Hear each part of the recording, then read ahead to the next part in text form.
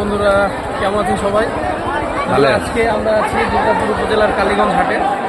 আজকে কালীগঞ্জ হাটের পানের আমদানি অত্যন্ত ভালো এবং কৃষকরা মোটামুটি দাম ভালো পাচ্ছে। এই জন্য আজকে হাটে অন্যান্য দিনের থেকে আজকে পানের পরিমাণটা বেশি আপনারা দেখতে পাচ্ছেন। হ্যাঁ, পান আমদানি খুব সুন্দর হয়েছে পুরো হাট।